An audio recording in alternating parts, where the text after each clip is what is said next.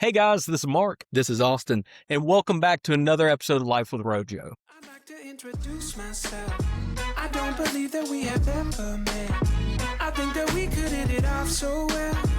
Let me paint a picture, you and me together. I'd like to introduce myself.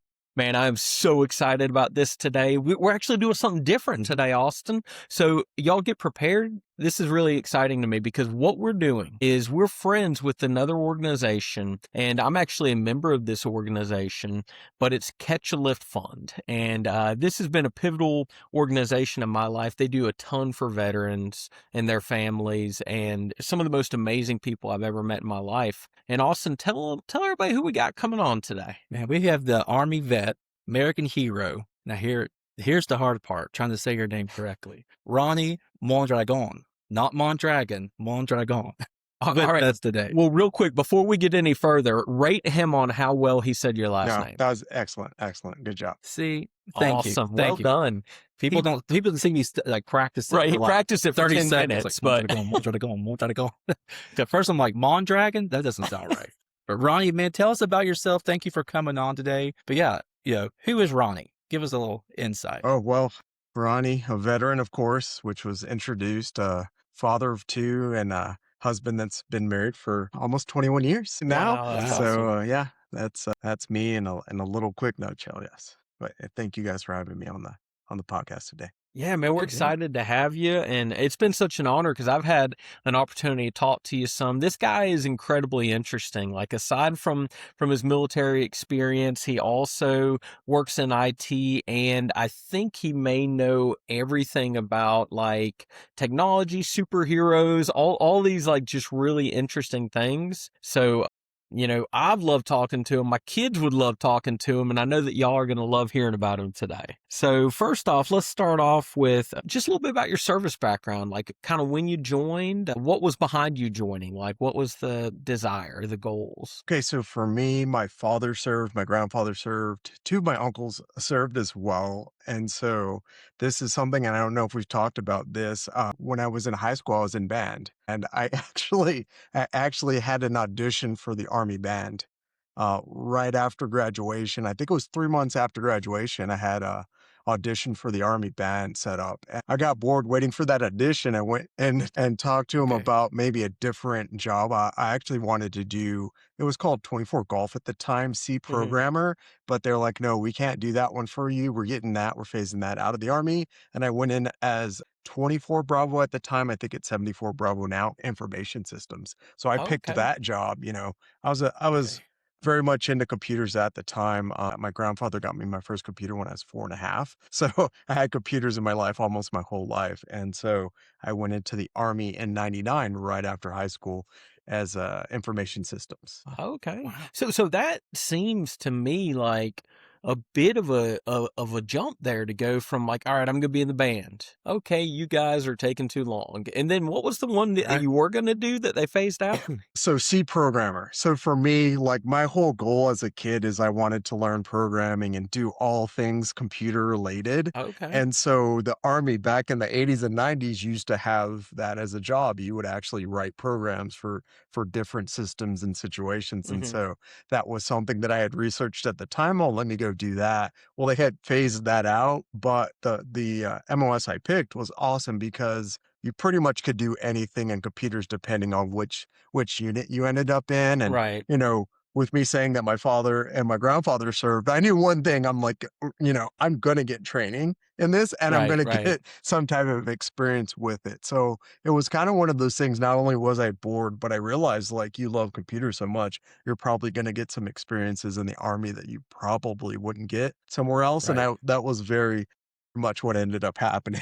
So it was Dude, great so for me. that's really cool. So like since you were like 4.5, and you got that first computer, it's kind of led you to what you've done most of your life, just working on those computers and still Yeah. doing today. That's somebody really knowing their grandkid if they got you a computer Right. at that age. Well, I just lucked out. My grandpa really liked computers at the time. Right. My first one was a Commodore 64. He had an Apple IIe that I ended up, I think my first Man, and this is really dating me. My first computer that was like kind of like current computers was a 75 megahertz processing Packard Bell. And I got that when I was like Nice. 9 or 10 years old.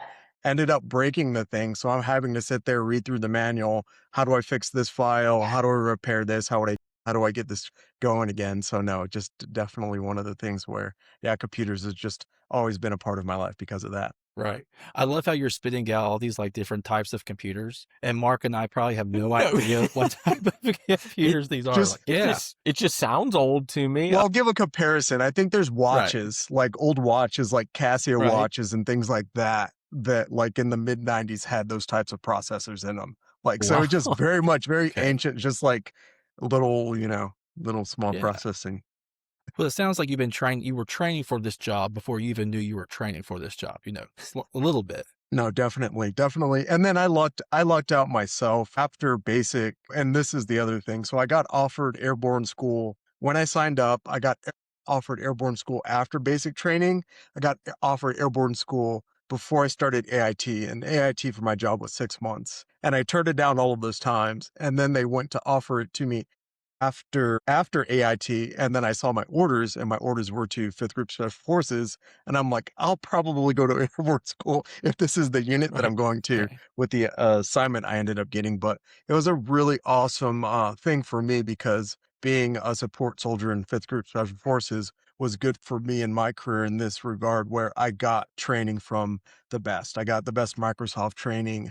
I remember we had Cisco training for a week, and they passed out the books, and I looked at the name of the book on the book for the author, and then I looked at the name tag of the person training us, and I was like, oh, wait a second, is this you? And he's like, yeah, that's me. It's like, so the person Oh, that wow. wrote the book on firewalls gave me training back in what, 2000, like mid 2000, Wow. Oh, wow. That's Cisco awesome. Okay. firewall. So like I ended up in the army getting very, very specific and good training that, still helps me to this day. No, that's incredible, man. And you obviously have to be the most hardcore IT guy of all time.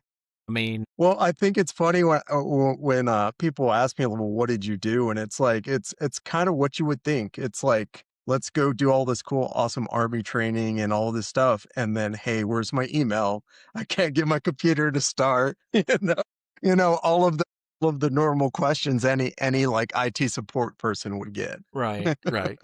Right. Hey, mixed in. y'all are the most valued people in any workplace, though. Like when computers go down, nothing can happen. We actually, what was it when, was it Verizon and Amazon and Oh, everything yeah. had gone down recently?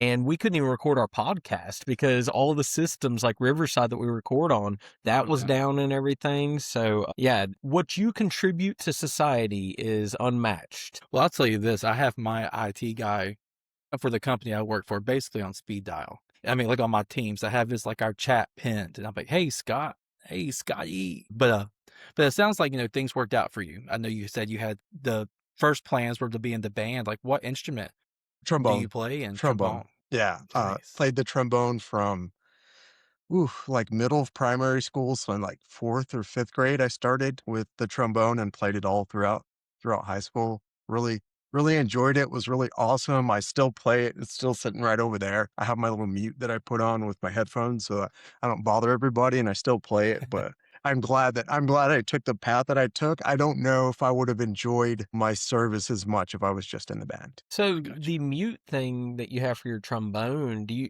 you contribute that as a big part of your 21 years of being happily married? I think so. I think so because I think when you when you've been married as long as I've been married, you start to realize the parts of your life that you need to mute a little bit so Right. your partner doesn't get tired of you. That's something I always wondered. I was just like, man, like I can't play an instrument, but if I sang, which I do terribly, my wife, we've been married 20 years, so I think that'd be a challenge for her. Now, during your service, tell us a little bit about what that looked like and any experiences you had and also when you stopped serving. Okay, so for me, like I was saying, 99 is when I entered. I finished AIT in about, I'd say, mid 2000, and then I was assigned to 5th Group Special Forces. I got a lot of that good training I was talking about there. I went to airborne school, a lot of really good experiences training, which is for me like things that I wasn't good at, thought I'd never be good at. I got good at for all the communication soldiers. They take one of the operators and they make the detachment sergeant for us. And so every once in a while we'll have different disciplines of the special forces as our detachment sergeant. And I remember that once we had a sniper, really good sniper, ended up teaching me how to get really good with the rifle. Still terrible with the handgun, but got really good at shooting. For me, I had a really, it's sad the circumstances of it, but after 9/11 kicked off, I got a lot of experience actually doing my job. So I know for me, I deployed in December of 2001 after some casualties in our unit. And I was right into not only doing the career aspect, but in our unit, you do everything communications. So satellite communications, radios, everything that plugs in or takes a battery pretty much becomes your responsibility. So, just out there making sure, the teams had their communications, the things that they needed connected. If there was, some type of drone feed or something that the Navy had, I would go work with the SEALs commo people. Hey, let's get that feed pumped in so I can get it over here to the commanders so they can see what's going on the battlefield. Just a lot of that type of stuff on my deployments, just connecting everything, making sure everything ran properly, and then just running into issues that you run into when you're running computer networks in the desert, anywhere from 105 to 125 degrees. Jeez. So you were, I don't have a military background, so if this is, a dumb question, I apologize. But even though you were in the Army, you were working with other branches as well, like kind of as needed or pulled into, or? So as a support soldier in a special forces unit, I've run into like people from all kinds of different countries and different services. Like I know for me, I think it was Uzbekistan, and there was two guys that showed up, and I was like, "Oh, what do you guys need?" And I was like, "Oh, they were like British special forces support guys that were communications." And they're like, "Hey, we're trying to get this going. Can you help us out?" And I'm like, "Okay, yeah, let me get this going for you." I know for me, my job now is so much easier because I only have one internet to deal with in the military. Right. There's different like classifications, top secret squirrel stuff to the we need to share, information with this country and deal with them. So we have a network here. So I would set up 5 to 6 different classifications of networks, and they'd have to be separated and secured and all of that. So working on that, that part of it. And then also, jumping on a convoy because somebody's computer messed up and I can't talk Right. them through fixing it. So let me go out to your safe house or to your location and bring you what you need, or fix your computer, or try to ask them which happened first. Did you spill coffee on this computer? Shoot it first. Different That would be different stuff me. like that. Did you get mad Right. that you spilled coffee on it, or did you shoot it on accident because you freaked out that you spilled your coffee on it? So Right. just I've got lots of little stories about that. That's awesome. Oh yeah. Okay. Well, I had shared a story on here before about, one of the times I was working under an Australian general, and he got upset with me and was cursing me out, but I loved his accent so much I couldn't stop laughing. If any of y'all never experienced anything like that, that doesn't improve the situation. So he just continued to curse more, and all I was doing was laughing. I couldn't help it. I wasn't trying to be disrespectful. It's just like his accent is so cool, and he's actually cussing me out. So it made it a quite entertaining day. And when my colonel had to get involved and everything, it was pretty funny. So Let me see. So you said there's times that you had to go out and like to fix the computers or like go out, and so if you can share, what's like one of the wildest places you ever got called out to that you had to go like check someone's computer Well, or for fix me, something? aren't those as well? I'll share a few just so and this is you can really tell I'm good at my job because I'm like thinking to myself, I can't share too much. I don't want to share like the types of stuff that they do, but Right. they set up in houses or buildings, or they'll put whatever place they find that this is where we're gonna set up shop and operate out of, that they need support. So you've got that to deal with. So you get on a convoy and go into the middle of a city or out in the middle of nowhere. But as a commo guy, you also would sometimes get dropped at the top of a mountain with an antenna because we need a retrans. We've got a team over there and the signal's over here. So sit right here on the top of this mountain, and be as hidden as possible so that we can make sure the signal gets to the team. That's gotta be one of the missions that you're not very excited about. Like, "Hey, Well, everybody's over here, but you're gonna go right here on top of everything. I think for Just me, stay low, man." that this is the thing, and I know there's a lot of veterans that will kind of get this when I say it. I felt so safe Mhm. for one particular reason. Like I was the computer guy. And yes, I got treated really nice because I was always fixing everybody's gear. But I realized, like in that experience, I'm like, you're around people that don't just know their stuff; they know their stuff in such a way that like Right. this is the only people that you would trust to be around. So I would find myself in a lot of different scenarios knowing you're around the best trained, like kind of most elite people. So it's like if Right. if you're gonna be there, you might as well. So like I always felt really, really good. Like I know for us we had a warrant officer that was forced to retire right before after 9/11. They let him such good experience, had been in the military for so long.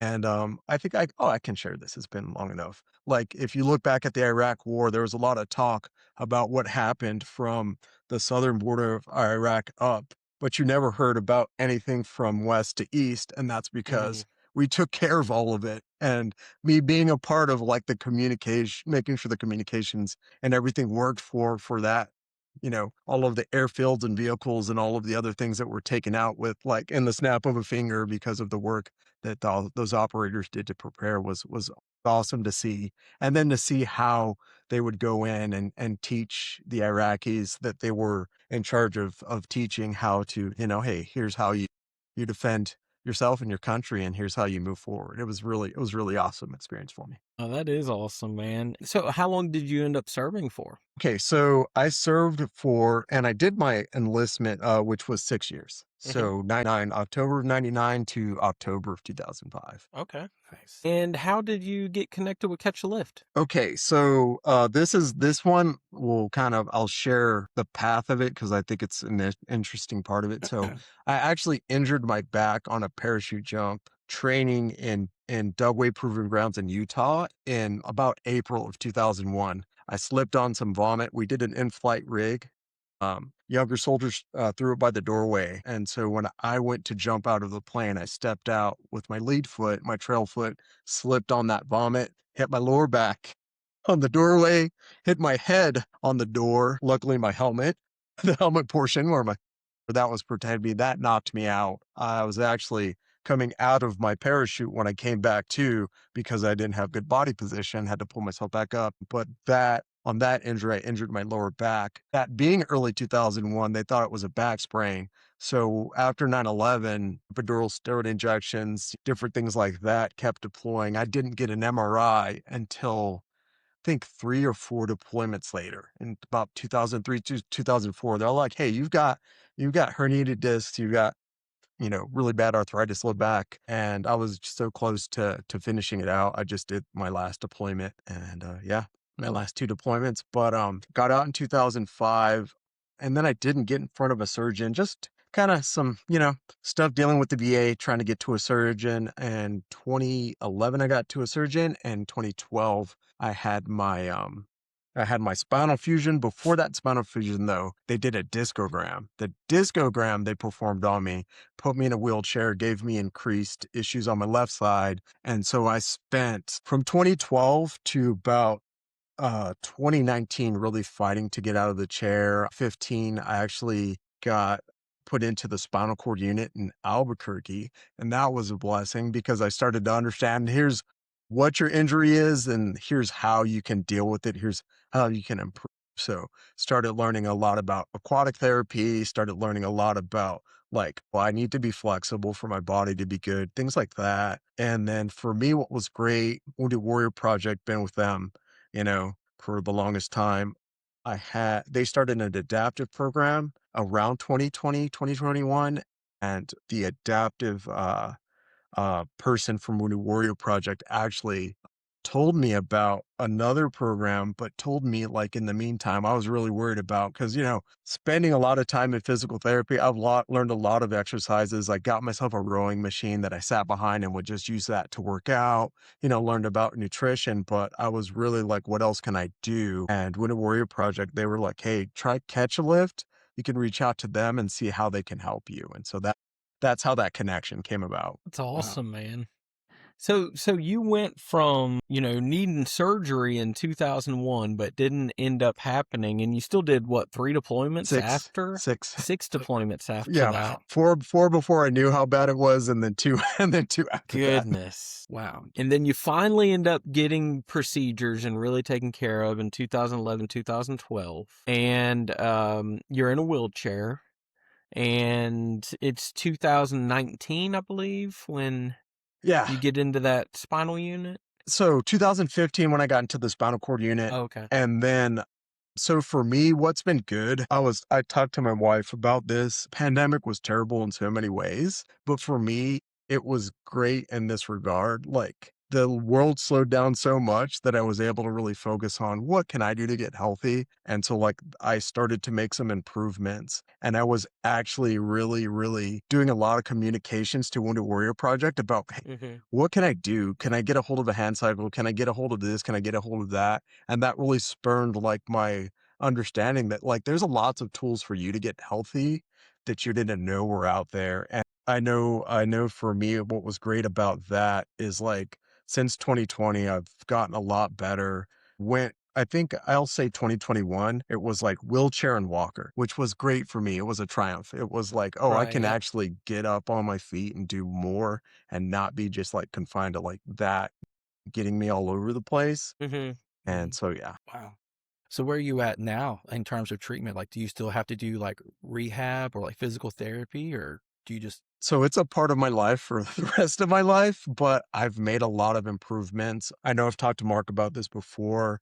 Um, Adaptive Training Foundation was the organization that I went to visit last year that's got me in a really good spot where I'm at right now. And Catch a Lift was the really good precursor to that really built me up in a really good way and prepared me for that. And for me, I do have surgeries in my future and I do have a lot going on with that, but I'm in a place now where most of it's just the same problem any person has. The older you get, Right. you've got to keep yourself healthy. I've got an implant that I've had 2 years too long that needs to come out, and I need to do so. I do acupuncture. Works for me really well. I do some physical therapy, but not as much. Just because I've been doing the physical therapy for so long, I have all the printouts and know some of the exercises better than the therapist sometimes. I'm like, "Oh, I know what Okay, you know sure. what I need to do for this," or Man, Yeah. I bet you know like a physical therapist that isn't doing what they need to be doing too. You're just like, hey, have you ever had to get on to someone? Be honest. Well, I think for me, I'll say not get on someone, but I think for my fellow veterans, I share like, this is how you need to approach your life now. Right. So I had a friend that passed because he got a bad interaction for medicine that he was prescribed.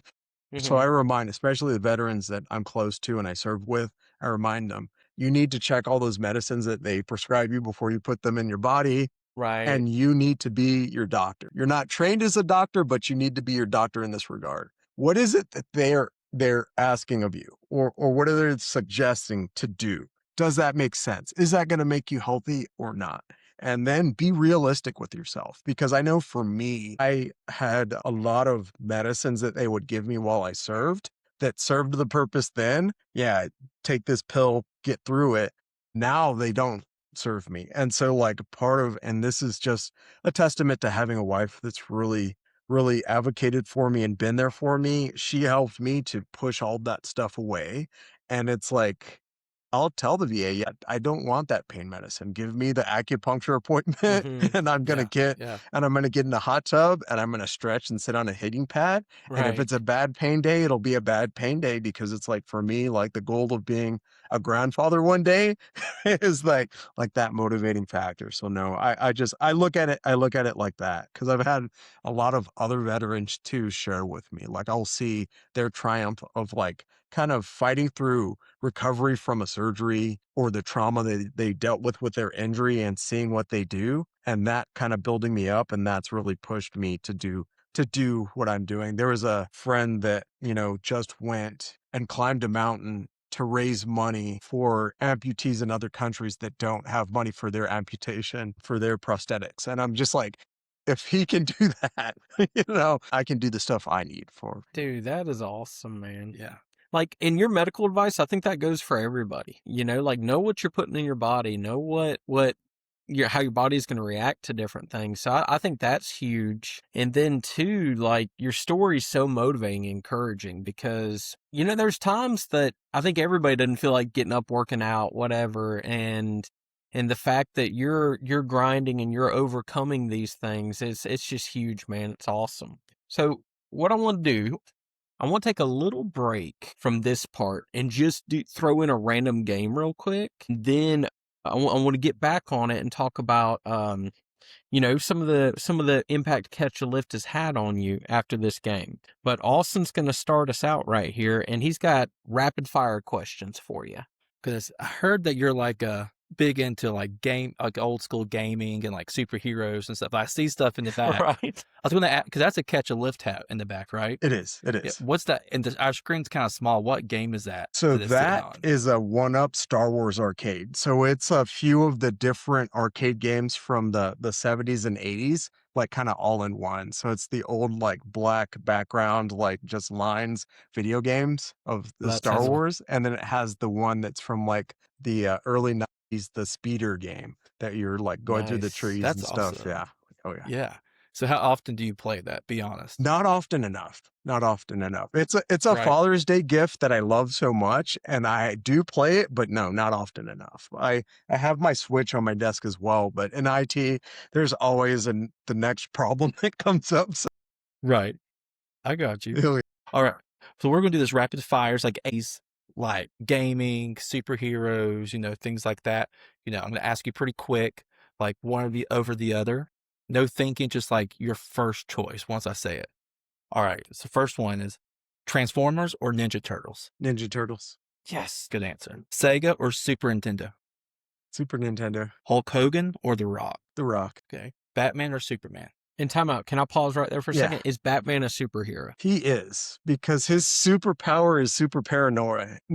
That is his superpower. See, we had a debate. All the about contingencies, all of the things. I think for me, my favorite is Adam West Batman.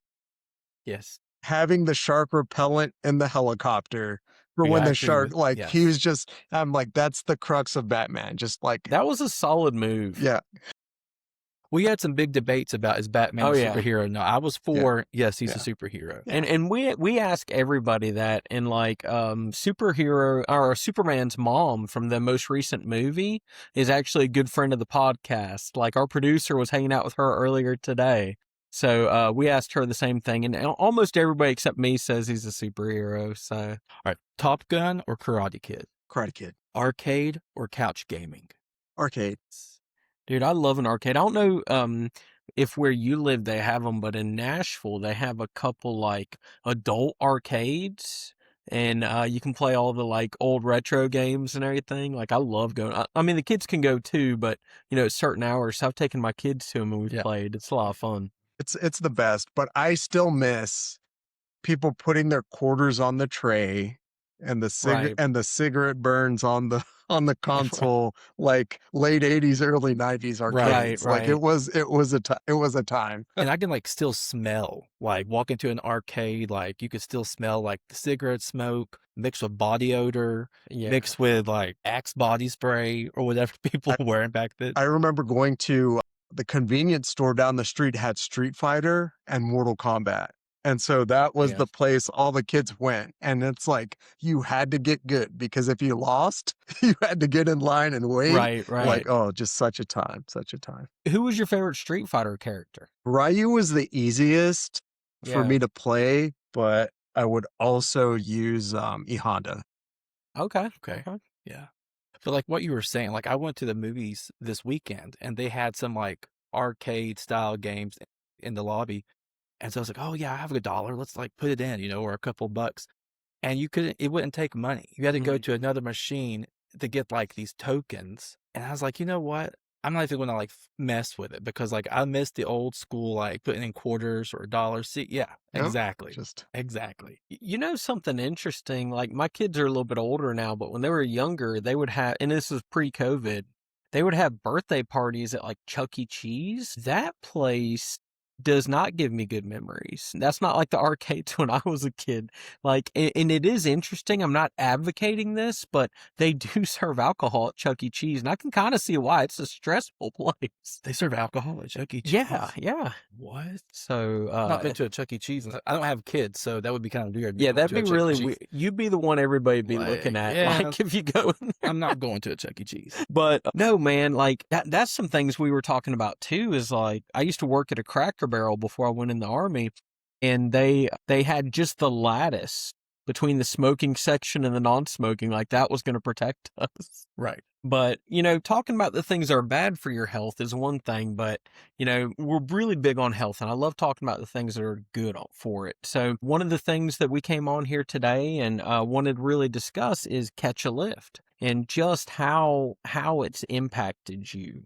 And so what do you feel like makes catch a lift different than other organizations? What sets it apart? So for me, and I talked to my coach about this a lot because, I talked about my journey earlier. Like I've been having to deal with my injury, in the service, after the service, and like nutrition and breath work and, different exercises and modifications. I really told my catch a lift coach this. I'm like, I wish I had found this sooner because I spent so much time like just not knowing, well, is there a modification I could be doing? Is there some little piece of equipment that could help me? So when I found Catch a Lift, it was this awesome thing of, look, they have all of this stuff you've already found, and then they have so much more. So I had a TRX, Right. and I had the TRX for the longest time, but I only did the exercises I knew. And so as soon as I Right. talked to my coach, oh, well, you can do this and you can do that. And for me, when I actually reached out to Catch a Lift, I'm bored doing the same cardio because this little rowing machine in my garage is the only source of cardio I've Right. got. Couldn't do any with legs. So I'm like, maybe I can get a bike trainer that I could put a hand cycle on and use that, and that was my thought.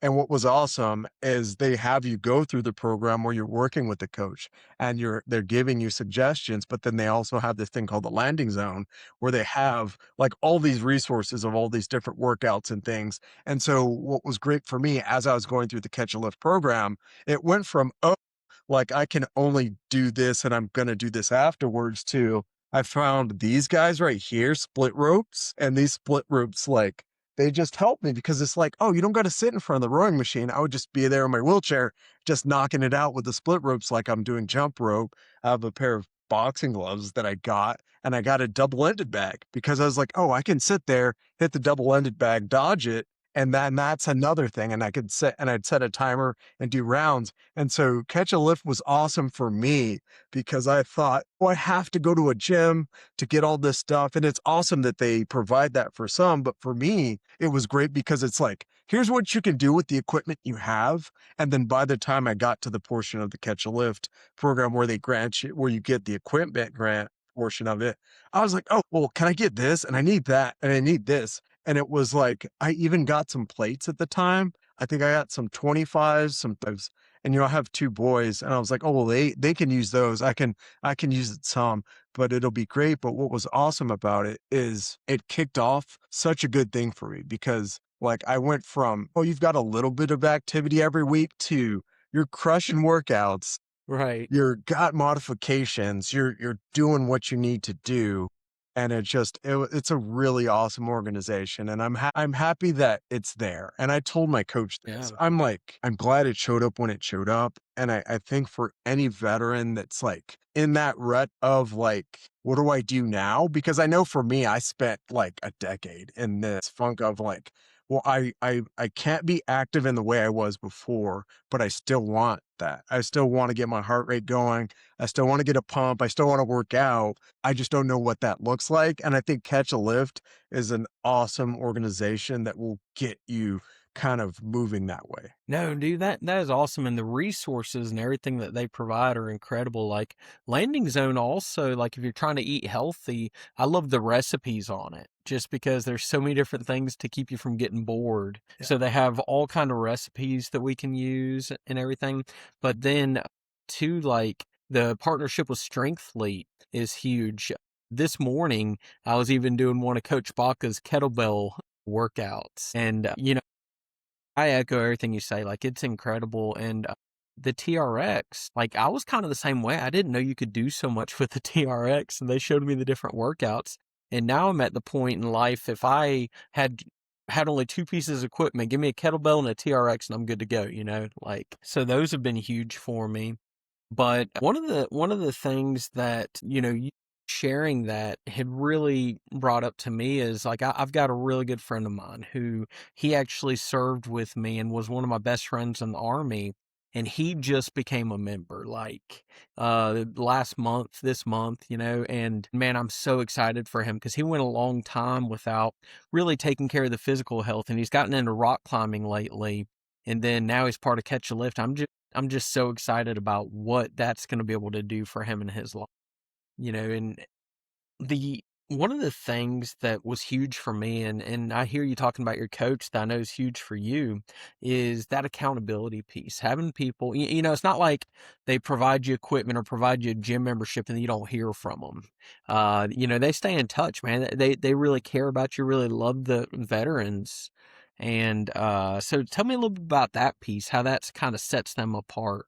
I have a really good example of just my personal experience. I got a personal trainer and they got my arms real big and I did a bunch of stuff, but they were very limited in kind of what they did because they were like, well, I don't know what to do, around your injury. And so the awesome thing about Catch a Lift is like they've compiled really good veterans, really good trainers together with that right knowledge. Like I would have that conversation with my coach. Well, I can't do this, but what do you think I could do? Or they would suggest, oh, I see that you're having an issue with this. Maybe try that. So it ends up being this big old conglomerate of like, there's a way, you know what I mean? There's a way to get this done. You may not know, but we got somebody in house that'll help you figure it out. And I know for Right. me, like the funnest thing, because that's one of the things I love about Catch a Lift is they got me connected to exercises that I loved doing. So I fell in love with seated deadlifts because they're like, you can get on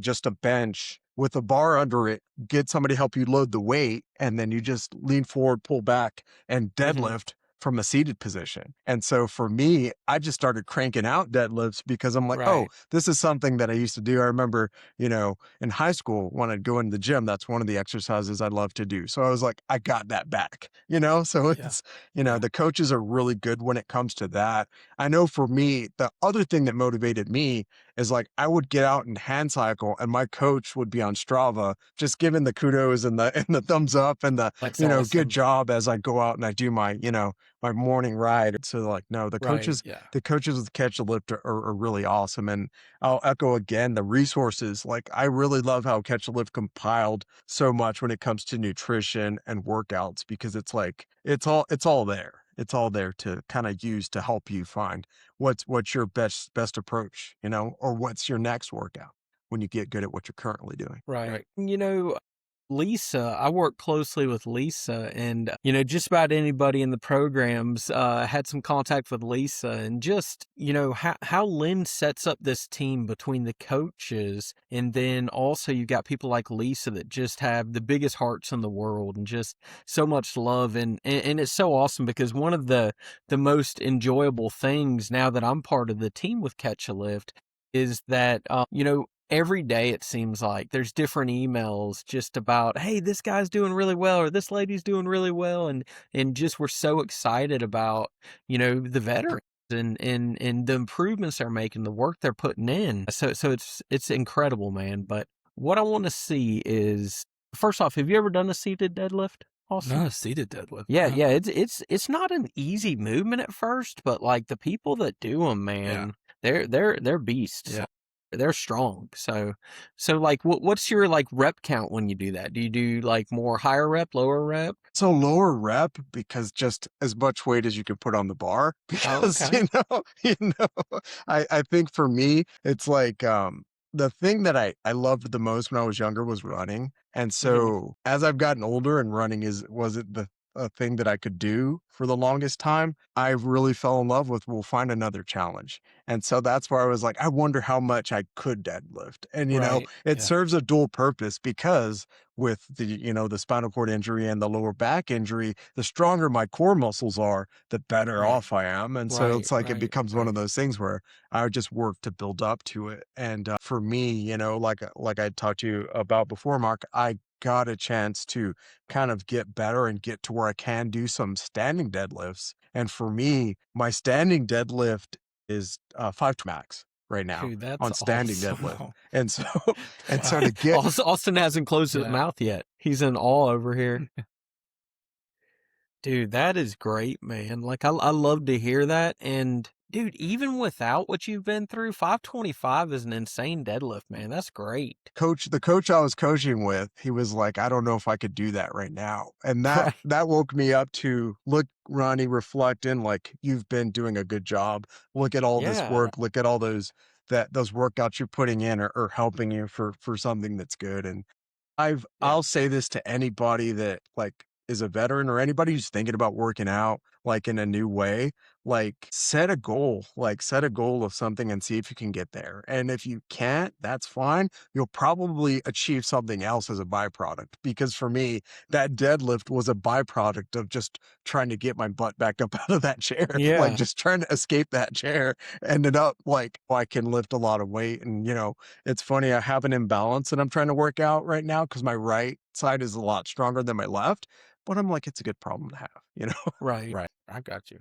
So what would you say, it sounds like it's been pretty impactful for you, just the resources and the community and the connecting with coaches and trainers and just like other vets. But what would you say to people who are thinking about, connecting with Catch a Lift that maybe they haven't? Like what would you tell them or share it with them?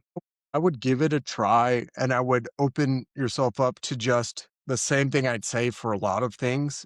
You need to do it long enough to give yourself a chance to understand what it is for you and what it's doing to you. Because I know for me, I had been through a lot and I kind of knew I needed catch a lift and it was the exact thing. And I'm like, I could identify because it's what I've been asking for. And I told somebody this, like what's happened to me over the last 2 years with the organizations that have helped me has been the blessing that I've prayed for a long time. So I don't take it for granted, but I'm like, give it a few weeks at least and give it good actual effort.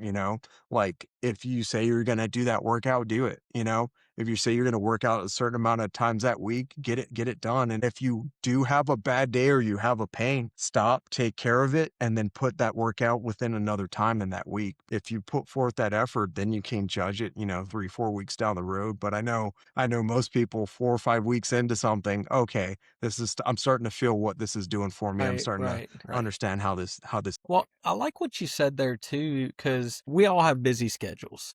And there's always times we miss a workout or whatever like that. But I like one thing that you said, that it's important to still do that workout, but you just may have to do it at different time. And so like I set up my workout schedule to go 4 days a week, but then that fifth day is kind of my cleanup day if there's anything that I missed out on, or maybe I only got half the workout in, want to finish that. So I really like that perspective because I don't hear a lot of people talk about that, but I do think that's really important. Like still get that day in, still make sure that body part's being worked. Now, one thing or what I want to look at next is, we talked about this before the episode, but we're titling it the superhero draft. Okay.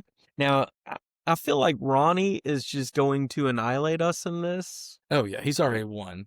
I can go ahead and tell you. Like, So what I'm no gonna competition. Yeah, what I'm going to do is Ronnie has to go third just because, at least in the first round, okay? Because he's just going to be so much better than us. So he knows the superheroes. We don't know them quite as well. But what we're going to do is we're going to have 3 different rounds. You cannot repeat the same superhero somebody else picked, and they're going to be based on 3 categories in this draft: strength, resilience, and leadership. So we'll start off with strength, and Austin, you can go first. And for the first pick in the first round of the superhero draft, Austin selects. I have to go with Hulk. Oh, that's a good I one. mean, That's a good one. I do know Hulk. Yeah. I'm trying to think, man. I don't know if there's a whole lot stronger than Hulk, but I'm going to go with an off the wall one. You know, this is not one I don't think anybody's picking, but I like it because he's got the mix of brains and strength. I'm going to go Beast from X-Men. A good one. All right, your turn, You Ronnie. took my pick. I thought you were going to leave Beast for me, but that's okay because I'm going to hit the Thing. He's a classic. Hey, he's made out of rock. There's not much that can deal with that. So Right. that's mine. All right. All right. So you can go first this time, Ronnie. The next category is resilience. Oh, there's a good options there. I'm going to go Spider-Man. Okay. Okay. Spider-Man. Okay. I like that. Good I like one. that.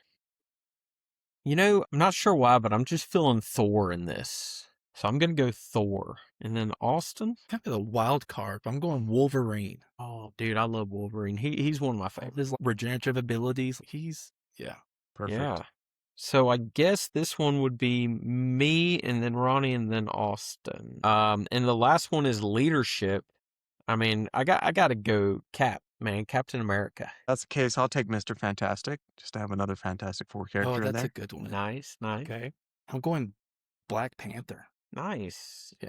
Dude, I feel like all these are pretty good. So we'll put it on social media and we'll let the Rojo family decide who won that one. I still think Ronnie wins. Oh yeah, I say. I don't know But- about that one because Beast, I love Beast for this. He's strong mentally and physically. He's one of Yeah, those characters. So I love Right. that pick. That's a perfect pick. right there. He's honestly like my favorite all times. I think I don't know. I was really into Turtles and X-Men more than I was a lot of the other superheroes. So Wolverine's I was a big fan of as well. So let's do this. So I want to kind of just throw a little curveball at you and see kind of what your thoughts are on this. What is something people assume about injured veterans that's wrong? I think I love this one because we're not always as angry as we look. Not like Dude, I love that so much. I've spent a lot of my life like having herniated discs and like stabbing and shooting pains and spasms. I have looked really freaking mad where I'm the happiest person in the room. I just can't express it because I'm wincing through the pains. Dude, that is so true though. It's like, because the thing is, you know, a lot of times a guy gets pretty old before he really starts having a lot of injuries, a lot of pain and everything like that. And those of us that got injured in the military happened in our 20s, you know? Right. So it's like we got the grumpy old man thing when we were like 25, you know? That's why I But, smile so much. As I worked on my PTSD, I realized something. I was like, the best way to communicate your mood is like, if you don't say it, do it visually. And so I Right. smile a lot to remind myself, are you happy right now? Yes. Then smile. Are you hurting? Right. Yes. But you're also happy. So go ahead and smile. Dude, I try to do a lot of the same thing. And like, I just try to smile frequently. And if you ever see me reading, it looks like the most terrible thing of all time because I just look angry when I'm reading. So my 13-year-old, he's like, Dad, I love you. And I have fun with you and you're happy, but can you not read around me? I was like, I'm so sorry, buddy. So now I'll be like reading and still have this terrible face, but like trying to smile while I'm doing it.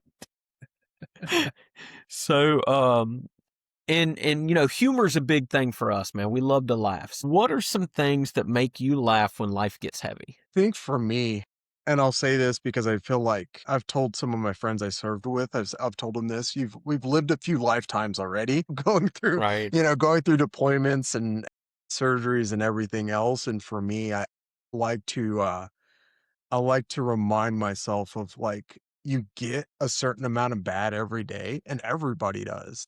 Not even someone who's got a back injury like me or some of the stuff that I deal with. It's like you've got the bad by default. So what are you going to add to that in your day that's good? And so I try to add in. And for me, as an IT person, I like to get outside as much as possible. So I've started with like a morning, like, hey, go outside. I got my mountain bike that I like to get out on as well to get myself outside. And then for me, I'm a big nerd. So I like to, indulge in all of the fun stuff that I have. I know on the Right. computer I'm talking to you, I'm trying to set up an arcade at some point that I could play Dude, that's all of the awesome. old games on. So just, yeah, Nice.